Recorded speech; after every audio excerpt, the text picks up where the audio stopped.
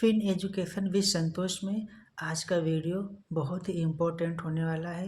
ये वीडियो खास तौर से उन लोगों के लिए है जो शेयर मार्केट में खुद से निवेश करना चाहते हैं और खुद से एनालिसिस करना चाहते हैं और वो जानना चाहते हैं कंपनी का फंडामेंटल कैसा है या कंपनी का कैश फ्लो जनरेशन कैसा है। इन सब के बिहाफ पे वो अपना एक व्यू बना के अपना एक स्टॉक परचेज करना चाहते हैं। तो जो स्टॉक मार्केट को सीखना चाहते हैं, जो सीख के इन्वेस्ट करना चाहते हैं, उनके लिए आज का वीडियो बहुत ही इम्पोर्टेंट होने वाला है। तो देखिए, हमारा जो निफ्टी है वो डे बाय डे करेक्ट करना शुरू हो चुका है। ठीक है, रोज़ मार्केट करेक्ट कर रहा है और अब तक देखे तो लगभग 12-13% का फॉल वो टॉप से दे चुका है। और निफ्टी तो 12-13% का फॉल दिया है, लेकिन हमारे जो स्टॉक्स हैं वो अपने फेयर वैल्यू पे ऑलमोस्ट अपने फेयर वैल्यू पे आ चुके हैं। बहुत सारे तो अंडर वैल्यूड भी स्टॉक हो चुके हैं। बस उनको हमें फाइंड आउट करना है और उनमें अपने एक व्यू बना के उसमें अपनी स्ट्रेटजी प्लान करनी है। ठीक है, तो देखिए, हम जब कोई भी स्टॉक परचेज करते हैं, ठीक है, हम उनकी बात कर रहे हैं जो खुद से एनालिसिस करते हैं और वो किसी टिप्स को फॉलो नहीं करते हैं, किसी के सारे वो इन्वेस्टमेंट नहीं करते हैं। तो यदि आप खुद से निवेश करना चाहते हैं, तो आप यदि कोई स्टॉक परचेज करना चाहते हैं, तो आपको स्टॉक को परचेज करने के पहले थोड़ी सी एनालिसिस करनी चाहिए। ठीक है, किसी भी स्टॉक को देखिए, एक ग्रुप है जिसको हम BCG ग्रुप बोलते हैं, बोस्टन कंसल्टिंग ग्रुप। ठीक है, उन्होंने एक 4 क्वाड्रेंट बताए हैं। किसी भी स्टॉक को हम उन चारों क्वाड्रेंट में अलग अलग रख के उस चारों क्वाड्रेंट का जो अपनी मीनिंग्स है उसके अकॉर्डिंग उसको प्लान करते हैं। ठीक है, जिस क्वाड्रेंट में बैठेगा उसके अनुसार यदि वो क्वाड्रेंट बोलता है कि ये स्टॉक ग्रोथेबल है तो उस पर हम अपने व्यू बनाएंगे। यदि स्टॉक वो क्वाड्रेंट बोलेगा कि नहीं, ये स्टॉक लॉन्ग टर्म सस्टेनेबल नहीं है, तो उस पर हम उसको रिजेक्ट कर सकते हैं। ठीक है, अभी हम इसको डिटेल एनालिसिस करेंगे तो और अच्छे से क्लियरिटी आएगी कि हम कहना क्या चाहते हैं। तो यदि हम सिंपल लैंग्वेज में बोले, तो यदि आप किसी स्टॉक को परचेज कर रहे हो तो आप उस स्टॉक को अपना एक व्यू बनाने के लिए उसको 4 क्वाड्रेंट में रखो। ठीक है, पहले क्वाड्रेंट में क्या होता है, पहले क्वाड्रेंट में हम उस स्टॉक को रखते हैं या हम जब स्टॉक परचेज करते हैं या परचेज करने वाले होते हो तो पहले हम उसको ये देखते हैं कि ये किस क्वाड्रेंट में आ रहा है। ठीक है, क्वाड्रेंट मीन्स इस एक क्वाड्रेंट में ये होता है कि उस क्वाड्रेंट में वही स्टॉक आएंगे जिनकी वैल्यू हाई ग्रोथ होगी और उसका मार्केट शेयर भी बहुत ज़्यादा होगा। ठीक है, इस टाइप के स्टॉक्स को हम बोलते हैं स्टार, मतलब चमकते हुए सितारे हैं। ठीक है, यदि कोई स्टॉक हमने चूज किया और उस पर हमने देखा कि किस क्वाड्रेंट में आ रहा है, ठीक है, हमने देखा कि ये इस क्वाड्रेंट में आ रहा है, मतलब कि इसका जो मार्केट शेयर है इस स्टॉक का बहुत अधिक है और इसका ग्रोथ भी बहुत अधिक है, मतलब ये चमकते हुए सितारे हैं। इन पे हम इस टाइप के स्टॉक को हम परचेज करके लॉन्ग टर्म में अच्छा रिटर्न जनरेट कर सकते हैं। अब आपने कोई स्टॉक पिक किया, उसको देखा कि क्या यह स्टॉक लॉन्ग टर्म सस्टेनेबल है, मतलब क्या इस स्टॉक में एक भी ग्रोथ जर्नी बाकी है, क्या यह अभी एक हाई ग्रोथ पीरियड से होकर चल रहा है, या इस और साथ में ये भी देखेंगे क्या इसका मार्केट शेयर बहुत अधिक है।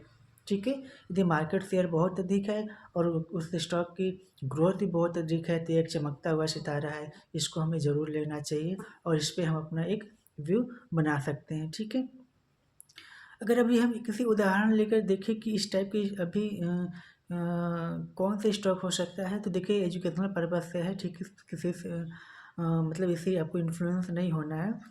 यदि हम सेना सैनिटरी वेयर को देखें जो कि बिल्डिंग्स मटेरियल्स में इंटीरियर की डिजाइनिंग वगैरह उसको बनाती है, इसके प्रोडक्शन करती है। ठीक है, इंटीरियर डिजाइनिंग बिल्डिंग का, जैसे बाथरूम वगैरह का और नल वगैरह ये सब बनाती है। तो इसका देखिए ये इंडिया की लीडिंग कंपनी है सैनिटरी वेयर में। ठीक है, इसका इसका मार्केट ग्रोथ भी बहुत अधिक है और ये क्या है, इस मार्केट शेयर भी बहुत अधिक ऑक्यूपाई किया हुआ है, राइट। तभी आप देखिएगा तो इसका शेयर प्राइस बहुत अधिक आपको देखने को मिलेगा। और इस स्टॉक को जब आप देखिएगा तो इसका कैश जनरेशन लगभग 2013 से देखें 2024 या ट्रेलिंग 12 मंथ या 2024 तक हम देखें तो ये 2013 में लगभग ये 42 करोड़ का ऑपरेटिंग कैश फ्लो जनरेट कर रही थी, जो अभी 2024 में ये लगभग 228-220 के आसपास करोड़ का मतलब 10 गुना या कैश जनरेट अपना लगभग ऑलमोस्ट डबल, मतलब 10 गुना या 8 गुना ये कर चुकी है, 8 टाइम्स कर चुकी है। ठीक है, तो ऐसे एक स्टॉक को हमें देखना चाहिए। और इसका यदि हम डेब्टर डेज देखें तो पहले ये क्या करती थी, जब सामान देती थी तो उसको 62 दिन बाद पैसे मिलते थे, लेकिन अब क्या हो गया है, अब उसका डेब्टर डेज 62 से घट के लगभग 39 डेज हो गया है, राइट। और इसका इन्वेंट्री जो पहले 160 दिन तक की इन्वेंट्री होल्ड करती थी, अब ये 148 दिन होल्ड कर रही है। 2013 से लेके अभी 2024 तक की हम बात कर रहे हैं। और 2013 में इसका पेएबल क्या था, ये पहले किसी को सामान लेती थी तो 47 दिन के अंदर पेमेंट कर देती थी, लेकिन अब वो 75 दिन में उसको पे कर रही है, मतलब वो कैश को होल्ड कर रही है, उस कैश को यूटिलाइज कर रही है अपने बिजनेस के ग्रो में। तो सेरा सैनिटरीवेयर एक स्टार कंपनी, एक चमकता हुआ सितारा है। इसको हम फर्स्ट क्वाड्रेंट में रखेंगे, क्यों? क्योंकि इसका हाई ग्रोथ है और हाई मार्केट शेयर है। जब हाई ग्रोथ होता है, हाई मार्केट शेयर होता है, तो हाई कैश जनरेट करता है, क्योंकि बिजनेस ग्रो के लिए अच्छा उपयोगी होता है। तो इस टाइप के स्टॉक को हमें ज़रूर परचेज, मतलब अपना व्यू ज़रूर बनाना चाहिए। इस पर हम परचेज करने के लिए तो नहीं बोल सकते हैं, ठीक है, अपना व्यू और अपना एनालिसिस इस पर कर सकते हैं हमें, ठीक है। अब दूसरा क्वाड्रेंट आता है कि यदि हमने स्टॉक को परचेज किया तो दूसरा व्यू ये हो सकता है कि क्या कंपनी का मार्केट ग्रोथ बहुत अधिक है, ठीक है, या मार्केट शेयर बहुत अधिक है। यदि दोनों होगा तो फर्स्ट क्वाड्रेंट में आ जाएगा। अब यदि कंपनी का मार्केट शेयर अधिक है लेकिन उसका ग्रोथ अब कम है, तो इसको हम क्या बोलेंगे, इसको हम बोलेंगे कैश काउ। मतलब ये जैसे गाय दुधारू होती है कि वो जब तक दूध देगी हम इसे दूध निकालते रहेंगे, फिर बाद में इसको क्या करना है वो हम बाद में देखेंगे, ठीक है। तो यदि उसका मार्केट शेयर बहुत अधिक है लेकिन उसमें अब ग्रोथ नहीं बची है, तो इस टाइप की कंपनियों को क्या बोलते हैं, कैश काउ बोलते हैं। जब तक ये कंपनियां चल रही हैं, इनमें कैश आता है, जब तक ये रिटर्न देती है, इसको हम रखेंगे। अदरवाइज क्या करेंगे, इसको हम निकाल के बाहर कर देंगे, ठीक है। तो इस टाइप की कंपनियों के लिए यदि आप हम देखें तो आप वो जैसे जितने भी स्टेबल कंपनी है, जैसे हिंदुस्तान यूनिलीवर हो गए, आईटीसी हो गया, नेस्ले हो गए, ये सब क्या हो गए, कैश काउ कंपनीज हैं। अब इनको जितना ग्रोथ करना था ये ग्रोथ कर चुकी हैं, लेकिन इनका मार्केट शेयर बहुत अधिक है, तो ये मार्केट में भी सस्टेन करेंगी और क्या करेंगे, एक लंबी जर्नी भी इनकी बची हुई है। अब एक स्टेबल रिटर्न आपको 14%, 15% का स्थिर रिटर्न आपको देंगी। तो यदि आपको एक विदाउट रिस्क, कम रिस्क में रिटर्न जनरेट करना है तो आप सेकेंड क्वाड्रेंट में जा सकते हैं, जिसको हम कैश काउ बोलते हैं। जिसमें क्या होता है कि मार्केट शेयर तो बहुत अधिक होता है और लेकिन इसमें ग्रोथ नहीं होती है। क्योंकि जैसे एचयूएल का आप देखें तो लास्ट 2-3 साल से इसका जो सेल्स होगा आपको क्या नज़र आएगा, एकदम फ्लैट नज़र आएगा, लगभग 60,000 करोड़ के आसपास का इसका सेल नज़र आएगा आपको। तो क्या हुआ, अब इसके आगे इसमें ग्रोथ नहीं बची है, राइट।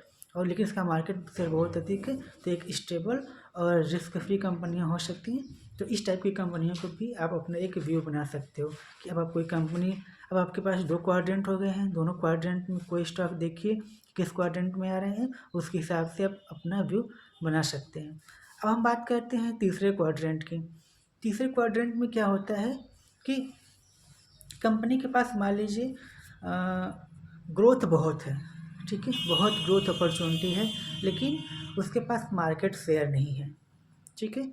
तो इस टाइप की कंपनियों को आप क्या करेंगे, इस टाइप की कंपनियों में आप तुरंत इन्वेस्ट नहीं करेंगे, या हमें इस टाइप की कंपनियों में तुरंत इन्वेस्ट करने से बचना चाहिए। हमको पता है कि इस कंपनी में ग्रोथ बहुत अधिक हो, ठीक है, लेकिन अभी मार्केट शेयर ऑक्यूपाई नहीं किया हुआ है, तो हमें सिर्फ इस कंपनी को क्वार्टर ऑन क्वार्टर और ईयर ऑन ईयर सिर्फ ऑब्जर्व करना चाहिए। जैसे इसका मार्केट शेयर थोड़ा इंक्रीज करें, हमें इस पर एक अपना व्यू बना लेना चाहिए, क्योंकि इस टाइप की कंपनियां बहुत रिस्की होती हैं। हाई चांसेज होते हैं कि इनके पास कैश जनरेशन का संभावनाएं कम होती हैं, इनके पास कैश नहीं होता है, इससे स्ट्रगल करती हैं और फेल होने के चांसेस ज़्यादा रहते हैं। लेकिन यदि सक्सेस होती हैं तो ये मल्टी बैगर साबित होती हैं, ठीक है। तो इस टाइप की कंपनी में हमें एकदम पूरी अपनी एनर्जी लगा देनी चाहिए यदि उनका में ग्रोथ बहुत अधिक है और उनका मार्केट शेयर कम है तो, ठीक है। इस टाइप की यदि हम अभी करंटली उदाहरण देखें तो जैसे हमारा ईवी सेक्टर चल रहा है ना, उसमें देखिए ग्रोथ पोटेंशियल बहुत अधिक है, लेकिन किसी कंपनी का अभी कोई मार्केट शेयर नहीं है। तो हमें इस ईवी सेक्टर पे अपनी नज़र बनाए रखनी चाहिए और जैसे कुछ अच्छी अपॉर्चुनिटी देखें हमें इसको तलाश करनी चाहिए, ठीक है।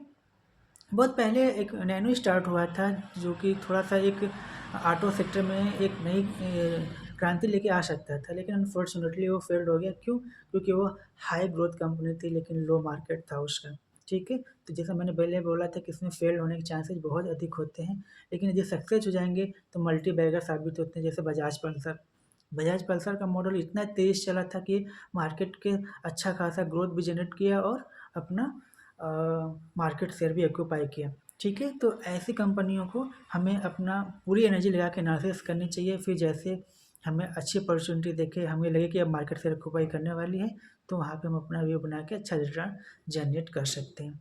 ठीक है, अब मेरा चौथा और लास्ट क्वाड्रेंट आता है कि यदि उसका मार्केट शेयर भी नहीं है और उसमें ग्रोथ भी नहीं है। जब हमने कोई स्टॉक पिक किया और उसको हमने जब एनालिसिस की तो हमें पता चला कि इसका ना ही कोई मार्केट शेयर है और ना ही इसमें ग्रोथ है, तो इस कंपनियों को लात मारनी चाहिए। ठीक है, इस टाइप की कंपनियों को हम डॉग्स बोलते हैं। ठीक है, जिनमें हमारा कैपिटल का लॉस होना और हमारा रिटर्न जीरो होने की पूरी संभावनाएं रहती हैं। तो इस ऐसी कंपनियों से हमें बच के रहना चाहिए। जनरली बेसिकली होता है क्या है कि इस टाइप की कंपनियों में कॉम्पिटिशन बहुत अधिक होते हैं। ठीक है, कॉम्पिटिशन बहुत अधिक होने की वजह से ही हम ये सारी कंपनियां क्या करती हैं, ग्रोथ नहीं कर पाती हैं। तो अगर देखिए आपको जैसे हमारे पास लगभग NSE और BSE पे लगभग 7,000 से अधिक कंपनियां लिस्टेड होंगी या 7,000 के आसपास लिस्टेड होंगी। मैक्सिमम कंपनियां आपको डॉग्स कैटेगरी में मिलेंगी।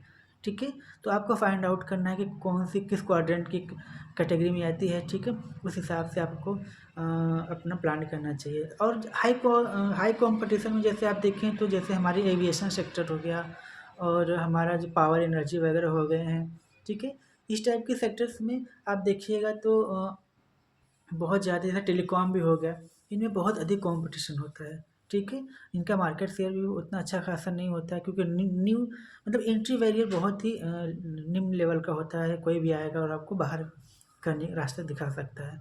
ठीक है, तो डॉग्स कैटेगरी से हमें बच के रहना चाहिए। ठीक है, अब आप क्या करिएगा, अब आप कोई भी स्टॉक परचेज करिए। स्टॉक में निवेश करने से पहले हमें ये देखना चाहिए कि स्टॉक कैसा परफॉर्म करेगा, कैसा नहीं करेगा, या मल्टीबैगर होगा या नहीं होगा, कितना रिटर्न जनरेट करेगा। ये सब प्रिडिक्ट करना नेक्स्ट टू इम्पॉसिबल होता है। लेकिन हम खराब कंपनियों से बचकर इन सब लॉस होने से बच सकते हैं। हमें क्या नहीं करना है, यदि बस हमें सिर्फ वहीं पता रहे तो क्या करना है वो अपने आप हो जाएगा। ठीक है, तो अब कोई भी स्टॉक परचेज करिएगा तो आप देखिएगा कि ये किस कैटेगरी में आता है। क्या ये स्टार्स है, या क्या ये कैश काउ है, या ये फिर ये डॉग्स है, या फिर ये क्या है,